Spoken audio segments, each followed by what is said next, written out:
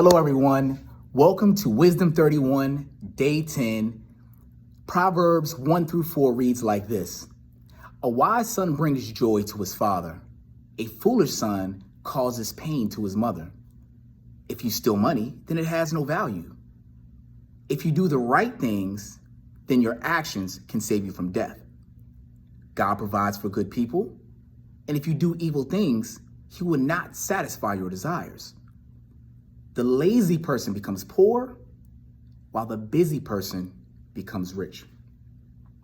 So today I just want you to take this journey with me to becoming wise, and how it has to begin with what Proverbs calls the fear of the Lord. In other words, reverence. It's this healthy respect for God's definition of good and evil. See, the Proverbs often describe good things in our lives. For instance, wisdom. And as you can see, sometimes it will describe bad things like just being downright foolish. They do not always explain whether something is good or bad, but you need to use your own wisdom to decide that. Now, true wisdom is basically learning the boundaries between the two and not crossing them. This is why Proverbs is just so profound, because it kind of walks us through this poetic sequence of actions and consequences. See, for me, as I grew up, I was a latchkey kid. I had a single parent, just a mom, who worked very hard. She worked 2 jobs. So lots of times when I came home from school, she was already at her second job.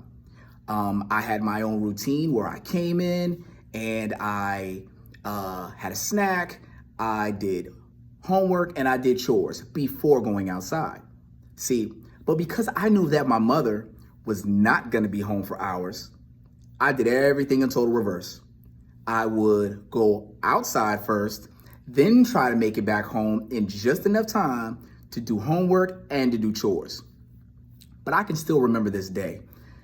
My mother pulled a fast one on me while I was trying to be fast. She came home about 3 hours early while I'm still outside having the time of my life, a funky good old time.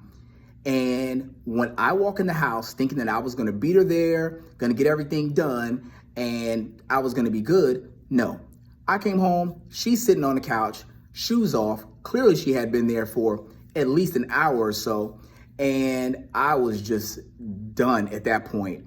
I mean, all I could hear was violins. I was just singing the boo-hoo song, blaming everybody in the world but myself. So in turn, I had to deal with the consequences. I knew that was coming. It was a punishment. So for me, it was over. See, the foundation of our lives really rests on verse 1, the wise son and the foolish son, which basically equates to wisdom and foolishness, action and consequences. So here's the wisdom key.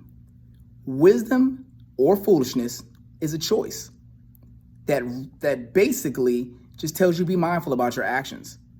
Because for every action, good, bad, or indifferent, has a consequence. Which one will you choose? Be wise.